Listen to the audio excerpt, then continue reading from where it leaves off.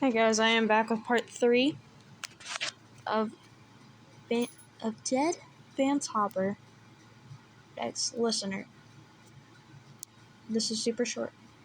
Reminder, I'm recording at 4 o'clock. No, not 4 o'clock. Whoa. Sorry, I can't read time. 2 o'clock in the morning.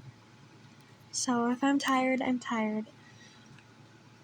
I'm not excited for tomorrow. Great.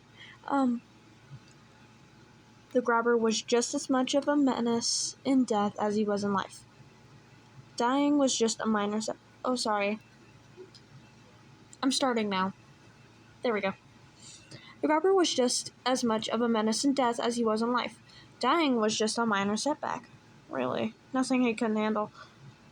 The police searched his house, of course. They confiscated almost everything for evidence, and he soon forgot most of it, just like he forgot his name. He was simply the grabber now and forever. I never knew his name to begin with. But as empty and abandoned as it was, his house still stood. So did his other house across the street. And whittled into the wall in the room where he hid the bodies were the instructions for a very special ritual, a gift left behind by his living self for his spirit to read, should the worst happen. A way to bring him back from the dead, to exchange 5 lost souls for his own life. What most people didn't know was that the ghosts could die again, in a way.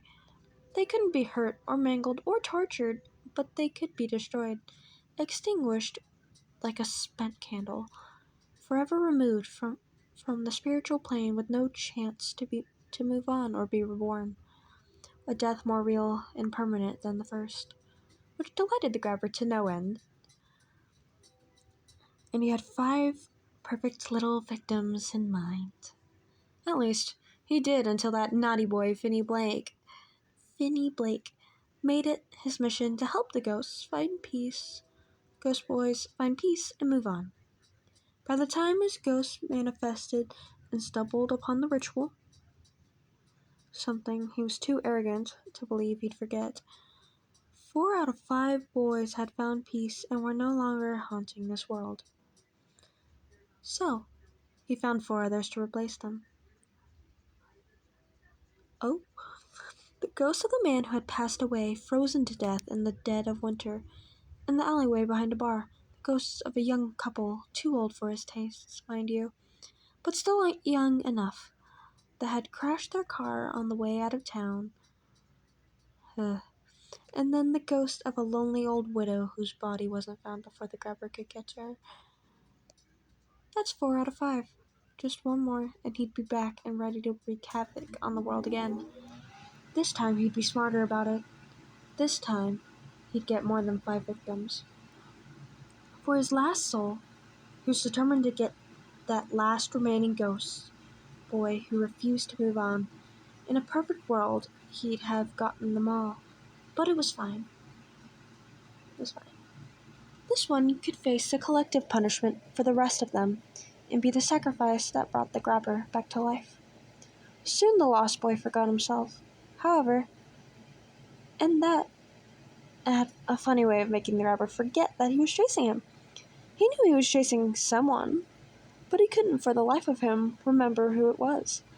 Even his thirst for vengeance faded with time, and he holed up in the basement where he kept the boys, and the phone, like a cellar spider waiting to strike. A foul stain on North Denver, he waited until he lost almost all of himself. Until time no longer had meaning. Till every day felt like a fast, fleeting dream, and nearly 40 years went by. Then a few days ago, he woke up, filled with a sudden memory of the boy whose soul he so desperately wanted to devour. Vance was starting to remember himself, and so the grabber was starting to remember him too. He wasn't sure where to start looking just yet, but it was only a matter of time before he found him. For everything a ghost lacks, they have no shortage of time. He rises from his basement prison and leaves his house, taking in the sight of the moonlit sky. A strange tremor passes through the town in that instant. Dreams turn to nightmares. Children wake up crying, and everyone who was still awake feels a strange, internal cold for the briefest moment, like ice on the soul. The grabber has returned.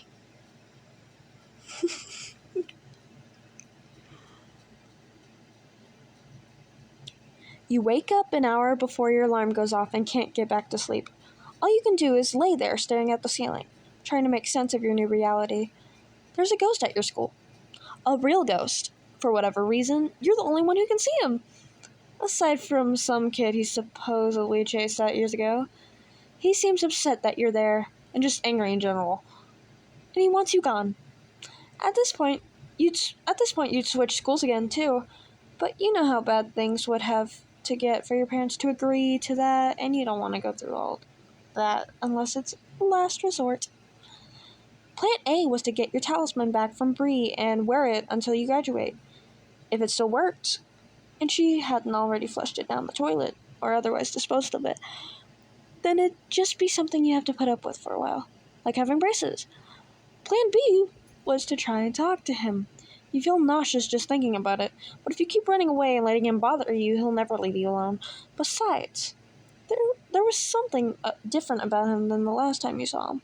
Staring sadly down at the hand that just felt warmth for the first time in probably decades. He was almost more approachable than your living bullies, you think. But you push the thought out of your head. You've heard way too many ghost stories to be making friends with the undead. Unfortunately for Plan A, you get to school to find out that the basketball team and the cheer team have been excused for the day to go play an out-of-state game. Bree and Todd won't be back until Monday. Oh. And by the time you get to history class, the ghost is already sitting at one of the desks, arms crossed and just waiting for you to show up, judging by the cruel smile that spreads across his face. Can't take a hint and leave, huh? He says. That's all right. I like a girl who doesn't back down. He winks, blowing you a kiss. You close your eyes and take a deep breath before going to sit at your desk, ignoring him all the while. He's real, but he can't hurt me, you tell yourself. At least you don't think he can. If you don't react, maybe he'll get bored and move on, like a kindergarten bully that won't stop pulling your hair. Another student arrives and sits down at the same desk as the ghost, completely phasing through him. He stands up and scoffs, his curly blonde hair bouncing as he shakes his head in disgust. Hey, fuckhead.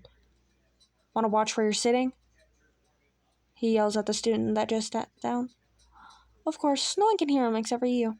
He stomps one foot and takes a swing at the other kid, but his fist passes harmlessly through him, infuriating him even more. With that hair of his, he reminds you of an angry poodle, and you cover your mouth with your hand to avoid laughing. That's all right. I think I do better in the spotlight anyway, the ghost boy says when he finally calms down, and he walks to the front of the class. How'd you get stuck with this stuffy old bastard? He says as Mr. Graham, I think his name was, Mr. Graham walks into the room and begins to teach, putting up a slide about the Napoleonic Wars on the projector. Napoleon again? He's like a million years old. Get over it, he says, rolling his eyes. And then he stands in front of Mr. Graham, flipping him the bird with both hands. Flipping him off with both hands. Hey, asshole, you're about to bore me to death. Again. Against your better interests, you laugh a little. The ghost looks at you and grins, as if to say, Gotcha. Mrs. Ellen, is something funny about the Napoleonic Wars? Mr. Graham asked. No, sir. Something you said just reminded me of a joke I heard. You say. Oh, man. I hope he makes you tell it. The ghost says. I'd love to hear what you come up with. But he just sighs, shakes his head, and continues teaching. Keep your mouth shut for the rest of class, but it's hard to take good notes when your unwanted companion is interjecting at every possible opportunity. At least distracting you in class is pretty tame, as far as ghostly actions went. You wonder if he'll try and stake your bullies on you when they come back. But you won't give him any ideas. He already drove at least one kid out. It's only going to get worse from there. Or here, my bad. But you still can't help but think that he's nowhere near as scary as he was a few days ago. Now that you're getting used to the thought of ghosts being real, God help you, you are getting used to it. He's not some dead serial killer or criminal mastermind. He's a kid like you. A loud, angry kid, but a kid just the same. Maybe even someone you would have liked in another life, assuming he was less of a douchebag before he was killed anyway.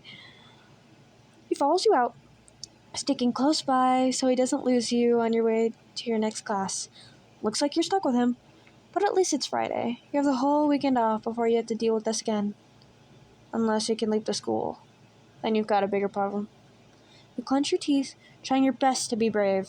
You're either going to have to confront him at some point, or just put up with this until you graduate. So you wait until the hallway is empty, and then quickly duck into one of the supply closets. He follows you, of course, pushing you right through the door, phasing right through the door like it wasn't even there.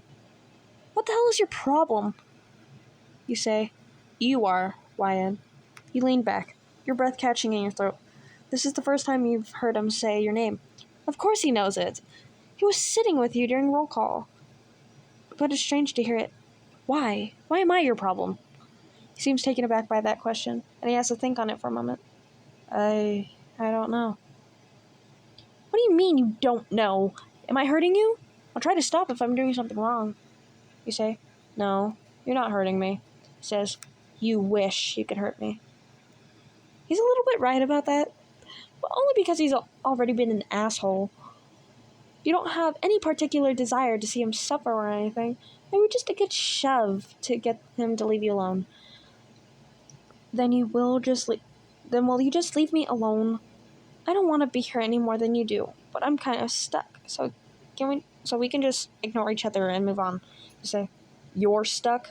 You think you know what being stuck is like? He says, throwing his hands up and leaning so close to you that you'd be able to feel his breath if he were still breathing. Cry me a fucking river. I've been stuck here for years, and I'm angry all the time, and I just want to leave. You catch his voice hitching, but you don't point it out. Misery loves company, you suppose. He's miserable. Talking to you reminds you of how miserable he is. He's miserable, and talking to you reminds you of how miserable he is, so you need to suffer too, apparently. Pausing for a moment, you think of your... Dang it. Anyway, sorry, my tablet turned off. Okay, pausing for a moment, you think on your next words carefully. Do you know why you're stuck here? Does everyone become a ghost, or is it an unfinished business thing? Is it offensive to be asking him ghost-related questions? Ghost etiquette wasn't exactly something you can look up online. I don't know why, but no, not everyone is. He says, most people move on. And you say, hesitating, was this a bad idea? Maybe, but what was the alternative? Do you want to move on? Is that what you mean by wanting to leave? Yeah, I assume so. He says, being here sucks. What if I agreed to help you? To find what you need to move on? And there has to be some reason why I can see you. Maybe I can help, you say. You want to help me? He says, backing away a little as his expression softens. Yes, if you want me to. And if you stop trying to harass me out of the school. I guess, he says, glancing away from you. Tries to scowl, but it's more like a pout. Aw. But if you can't do it, or you start slacking off, we're right back to What if you can't do it, or you start slacking off, we're right back to square one. Got it? You roll your eyes. Yeah, tough guy. So where do we start? Whoa. So where do we start? What do you know? Blink slowly a couple times. What do you mean? If I want to try and help you figure this out, I need to know more about you. All right, let's start small. What's your name? You ask. He opens his mouth, but the words don't come out. After a few seconds of trying, he sighs and stares down at the ground. I don't remember. How can you forget that? He's been dead for a while by the look of him, but you can't imagine forgetting your own name, even if it has been a while since you heard anyone say it. It's part of being a ghost. You start to forget everything, he says. The name's usually one of the first things to go, but I held on to mine for a really long time. I was proud of that. And then one day it just slipped away and I didn't have a name anymore. I'm sorry, you say. He's a jerk, but he didn't deserve that. He clenched his fist. It was so stupid. I held on to it for such a long time, and then I got distracted and forgot to think of it for, a few minutes? And it was gone. So fucking stupid. You wish that he wouldn't take it out on you, but you're starting to understand why he's so angry all the time. To die and forget everything, to be all alone, just seems unfair. What could you even say to him now? You felt sorry for him, but you also knew he could fly off the handle at any second and didn't want to risk taking his wrath. Do you remember anything? You say. Not really, he says, shaking his head. I don't remember my family, or my friends, or what I like to do, or even what music I listen to. Hell, I don't even know why I'm dead. Do you think you died here at the school? Is that why you're stuck here? I don't think so. And I'm not stuck, either. I went to school here, and that's the last thing I actually remember about myself. If I leave, I might forget that too, and then I'll just be wandering the whole damn world. You perk up. It's not much to go on, but it gives you an idea. What if I went through the old yearbooks in the library? They have them going like 60 years back. If you really were a student here, I could at least find your name, you say. Yeah? You really think so? He says, a glimmer of hope in his eyes for the first time that you've seen. I hope so. I don't know how many they'll let me check out, but I'll find you eventually, you say. All right, he says. You can't help but notice that he's staring down at your hand, and he looks like he's about to reach out to you before he decides against it and pivots to scratching the side of his head.